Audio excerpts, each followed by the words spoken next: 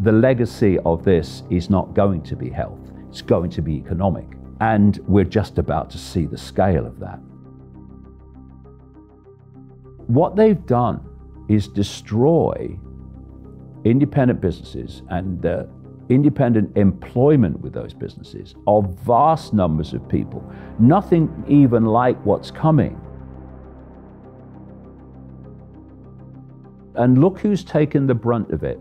Not the major corporations, not the Amazons who have benefited enormously from it, but small businesses, medium businesses. With the lockdown, basically smacked them around the head with a baseball bat by shutting them down. And now they're opening or giving the opportunity to open some of them, those that haven't gone out of business in the meantime. And what they're actually doing symbolically is, having hit them around the head with a baseball bat, they're now letting them bleed to death. Because the regulations, the impositions on business means they simply can't get the throughput because of all the social distancing and regulations. They can't get the throughput to make a profit and survive. And so they're going to be falling and falling and falling. And with every one that falls, more people are falling into the lower strata of the Hunger Games society. This is why the 1% people, they're talking about a universal guaranteed income. But they're not doing it out of altruism.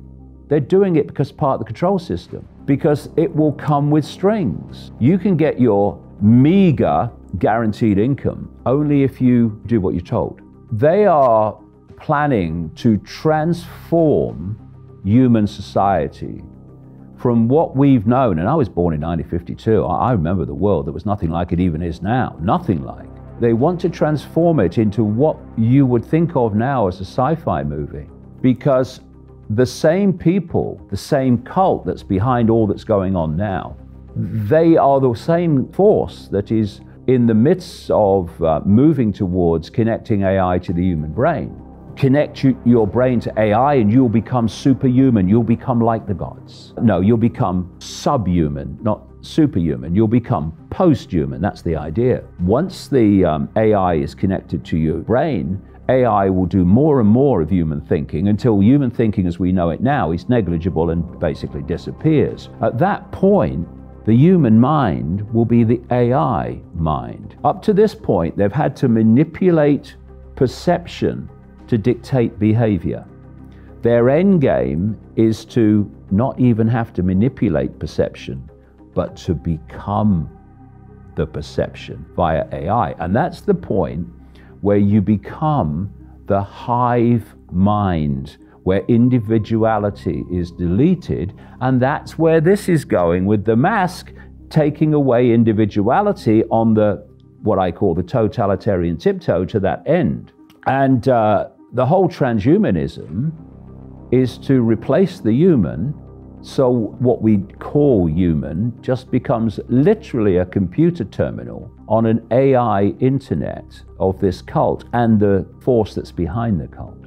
Up to 2030, and I'm being very optimistic with 2030, where we are going to decide the future, because the idea is to introduce autonomous vehicles for everything. So you don't drive a vehicle anymore, it drives you. And the computer driving it will make sure that you can't go anywhere the system doesn't want you to go. So there's even more control. And anywhere you do go, the system will know absolutely everything about where you are.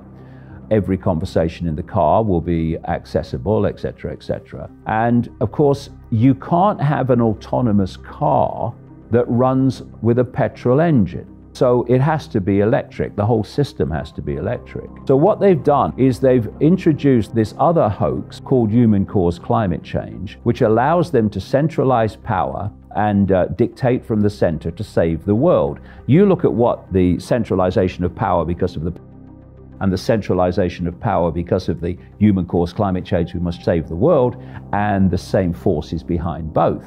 And of course, the human-caused climate change is a massive woke agenda. And they've orchestrated that woke mentality to push it through Extinction Rebellion and all these things. But to save the planet, we must go to electric cars. It's nothing to do with save the planet. It's making that transition from the petrol engine to the electrical system, which becomes the autonomous vehicle. Those autonomous vehicles are coming down the line very fast, which is why I say this interim period of a drivable electric car is going to be quite short in their plans. And all over the country now, they are changing the nature of the motorway system, what you call the freeway system in America, and they're calling them smart motorways. And they're changing them in ways that are dangerous. And people can't, why are they doing that? It's so dangerous. They're changing the system of the road system of Britain for autonomous cars. That's why they're doing it, not for vehicles that we have now. You know, I have children, 3 and 4-year-old boys, and, they've been kind of born into this trauma of this. And they go running around and, they get yelled at by adults because they're not wearing masks and they're not respecting social distance. And I just worry and wonder the world they're going to grow up in and the trauma they're going to feel over the next 6 months or a year or however long this goes on for, and what I can do as a parent and what they're trying to do with those kids. You've picked on a fundamental aspect of what is happening. They want to marginalize and take out as many old people as possible because, I'm 68 now, and I have a radar and an experience to compare the current world with. So I can see, as most old people can, that what is happening is not the world they knew. They can see the change. But what tends to happen is when you're born into the world, you tend to accept the world you're born into as normal, understandably. And so this craziness that we are experiencing to young kids is all they know, and very fast becoming all they know. They want to divide the young from the old so that transfer of knowledge and experience is not made. And this is why, if you look at it, what I call the climate cult, the human caused climate cult movement, it hates old people. It blames old people. Yeah, we're in this trouble because of them old people, right? Brexit. Oh, we're having Brexit because of them old people. The old people are being targeted. They're massively targeted in this hoax. And they want to drive young and old apart. And they want rid of the old, so only younger generations are with us because they are the ones that have been through this fierce, unceasing perceptual programming through the school and university system for about 2 or 3 generations now, and it just produced the woke mentality. So why do they target the young?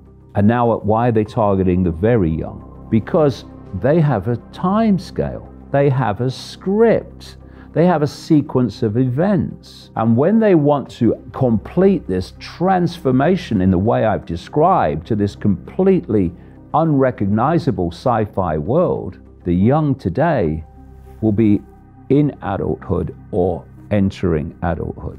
And so they need those kids today so perceptually programmed that they will submit to anything when the time comes to complete the end game.